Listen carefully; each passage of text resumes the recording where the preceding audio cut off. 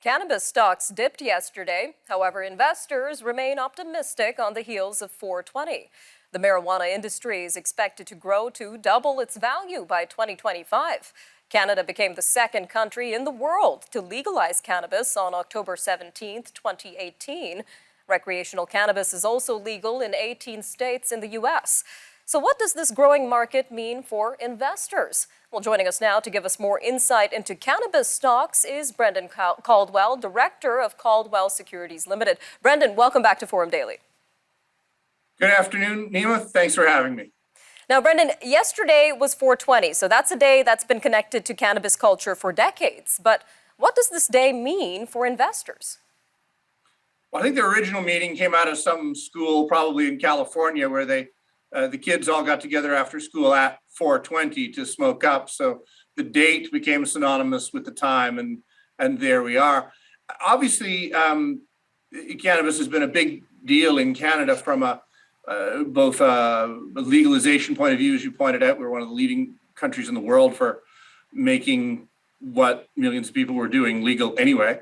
And also from an investor point of view, we are, I believe, the leading country in the world for public cannabis companies. There was a huge interest in these, as there often is when the market first comes to existence. But cannabis obeys the law of economics like anything else, in that eventually there's not going to be hundreds and hundreds of cannabis companies. There will be a consolidation, both because some companies succeed, some go out of business, and also with consolidation. So it might be that this, if I hesitate to use the term second wave, but after the initial flush of enthusiasm and then the falling off from the high, you've seen a bit of a resurgence here, second wind, if you will, and cannabis is getting a little bit more of a puff. All right, Brendan. Well, I do know that you're on the board of the Canadian Securities Exchange. Now, that was at the forefront dealing with Canadian cannabis companies. So tell us a little bit more about your personal experience dealing with the cannabis industry. Well, one of my kids joked with me when we were discussing this just yesterday that she wasn't even sure that if I knew what color cannabis was. So my personal experience is somewhat limited. With the Canadian Securities Exchange, actually very interesting. It is quite a bit like the technology sector was for NASDAQ 40 years ago.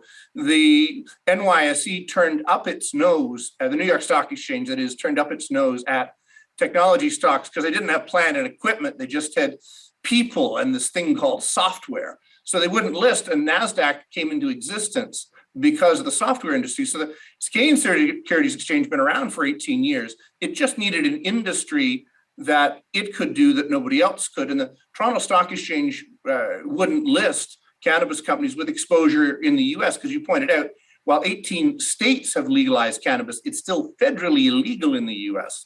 So for various reasons, TSX wouldn't list those companies. So all the scores of cannabis companies, hundreds indeed of cannabis companies that wanted to become public, they needed a venue, and that was the Canadian Securities Exchange. And we've been a full part of the up and down, but when this exchange got started 18 years ago, or we came into it about 10 years ago, yes, we just needed an industry. Didn't dream in 1,000 years that it would be pot. All right, Brendan. So I guess the big question here would be, is cannabis a good investment for our investors in Canada? Well, I think what you've seen when you've had the first flush and then now this sorting out the industry, one needs to look at this like any other industry. There's nothing special from an economic perspective about cannabis.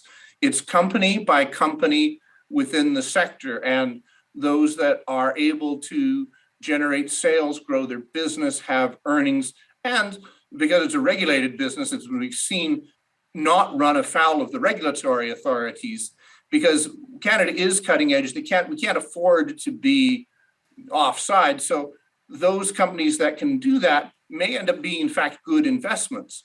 My own preference is I can see the medical uses for cannabis. Never been a big fan of the recreational uses, but this and the next wave will actually be psychedelics, where the ability of those to treat symptoms of PTSD and other mental illness issues can be tremendous. So the medical uses, I think, still have tremendous potential from both areas, both sectors. All right. Always an interesting and informative conversation, Brendan. Thank you again for joining us today.